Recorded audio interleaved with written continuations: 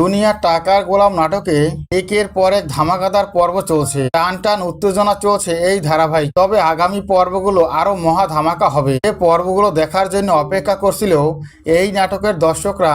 ঠিক তেমনই একটি পর্ব দেখতে পাবে তারা। ফাতেমার হাতটা শক্ত করে ধরেছে রিশাদ, কোনোভাবেই ফাতেমা সেখান থেকে বেরোতে পারছে না। আর যে দৃশ্য দেখে খেপেছে শেহজাদ খান। চলুন তাহলে সেই পর্বটি সম্পর্কে আমরা জেনে নেই। ইতিমধ্যে আমরা দেখতে পেয়েছি টান টান উত্তেজনা চলছে। অবশেষে মন্ত্রী মশাই সেই বস্তিতে আসতে বাধ্য হয়েছে শুধুমাত্র শেহজাদের জন্য। বস্তির সবাই মন্ত্রীমশাইকে এই বস্তিতে দেখে অবাক হয়ে যায়, কারণ কেউ কোনোদিন ভাবতে পারেনি যে এই মন্ত্রীমশাই কোনোদিনও এই বস্তিতে আসবে। ঠিক তেমনটাই হয়েছে। মন্ত্রীমশাই বস্তিতে এসেছে। মন্ত্রীমশাই বস্তিতে এসে সবার সামনেই হাত জোর করে ক্ষমাও চেয়েছে।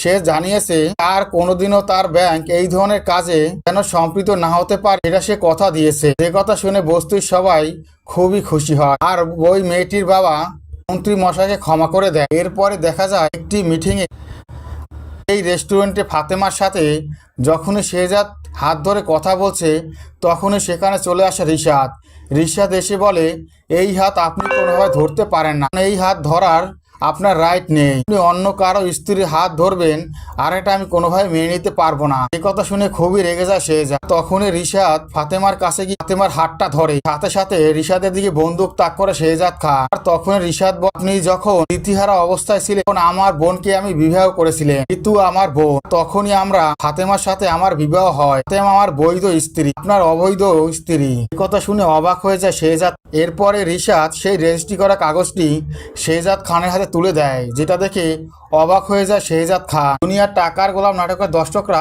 এমন একটি পর্ব দেখতে পাবে। দুনিয়ার টাকার গোলাম নাটকের পরবর্তী আপডেট পাওয়ার জন্য আমার চ্যানেলটি সাবস্ক্রাইব করে বেল আইকন অন করে রেখো। ধন্যবাদ।